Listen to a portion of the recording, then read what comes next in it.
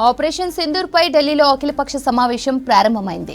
Parliamentary library భవనంలోని committee రూంలో కేంద్ర మంత్రులు రాజ్నాథ్, అమిత్ షా, నిర్మలా సీతారామన్, కిరణ్ రిజిజు ఆధ్వర్యంలో మీటింగ్ జరుగుతోంది. ఆపరేషన్ సింధూర్, ఆ తర్వాతి పరిణామాలను పార్టీలకు వివరిస్తున్నారు కేంద్ర మంత్రులు. విపక్షం నుంచి మల్లికార్జున్ ఖర్గే, రాహుల్ గాంధీ, కేసీ వేణుగోపాల్, ఏపీ నుంచి లావు కృష్ణదేవరాయలు, మిథున్ రెడ్డి అటెండ్ అయ్యారు. ఇప్పటికే ఉగ్రవాదంపై కేంద్రం ఏ చర్యలు తీసుకున్నా సంపూర్ణ మద్దతు ఇస్తామని ప్రకటించాయి అన్ని పార్టీలు.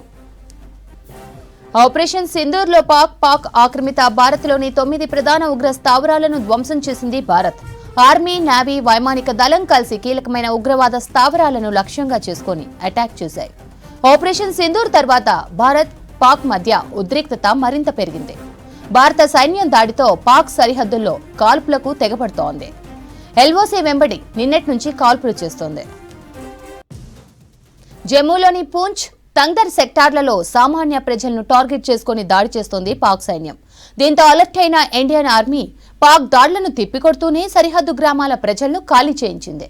పూంచ్, యూరి, రాజోలి ప్రాంతాల ప్రజలను సురక్షిత ప్రాంతాలకు తరలించింది. ఇక జమ్మూ కశ్మీర్లోని ఆర్మీ ఉన్నతాధికారులతో ఎప్పటికప్పుడు పరిస్థితిని మానిటర్ చేస్తున్నారు army chief Upendra Dwivedi. Operation Sindoor పై ఢిల్లీలో అఖిలపక్ష సమావేశం ప్రారంభమైంది. పార్లమెంటరీ లైబ్రరీ భవనంలోని కమిటీ రూంలో కేంద్ర మంత్రులు రాజ్నాథ్, అమిత్ షా, నిర్మలా సీతారామన్, కిరణ్ రిజిజు ఆధ్వర్యంలో మీటింగ్ జరుగుతోంది. ఆపరేషన్ సింధూర్, ఆ తర్వాతి పరిణామాలను పార్టీలకు వివరిస్తున్నారు కేంద్ర మంత్రులు.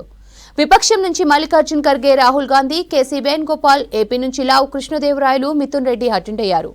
ఇప్పటికే ఉగ్రవాదంపై కేంద్రం ఏం చర్యలు తీసుకున్నా సంపూర్ణ మద్దతు ఇస్తామని ప్రకటించాయి అన్ని పార్టీలు. ఆపరేషన్ సింధూర్లో పాక్ ఆక్రమిత భారత్లోని 9 ప్రధాన ఉగ్ర స్థావరాలను ధ్వంసం చేసింది భారత్. ఆర్మీ, నేవీ, వైమానిక దళం కలిసి కీలకమైన ఉగ్రవాద స్థావరాలను లక్ష్యంగా చేసుకుని అటాక్ చేశాయి. ఆపరేషన్ సింధూర్ తర్వాత భారత్, పాక్ మధ్య ఉద్రిక్తత మరింత పెరిగింది. భారత సైన్యం దాడితో పాక్ సరిహద్దుల్లో కాల్పులకు తెగబడుతోంది. ఎల్ఓసీ వెంబడి నిన్నటి నుంచి కాల్పులు చేస్తోంది. జమ్మూలోని పూంచ్, తంగ్దర్ సెక్టార్లలో సామాన్య ప్రజలను టార్గెట్ చేసుకుని దాడి చేస్తోంది పాక్ సైన్యం. దీంతో అలర్ట్ అయిన ఇండియన్ ఆర్మీ పాక్ దాడులను తిప్పికొడుతూనే సరిహద్దు గ్రామాల ప్రజలను ఖాళీ చేయించింది. పూంచ్, యూరి, రాజోలి ప్రాంతాల ప్రజలను సురక్షిత ప్రాంతాలకు తరలించింది. ఇక జమ్మూ కశ్మీర్లోని ఆర్మీ ఉన్నతాధికారులతో ఎప్పటికప్పుడు పరిస్థితిని మానిటర్ చేస్తున్నారు ఆర్మీ చీఫ్ ఉపేంద్ర ద్వివేది.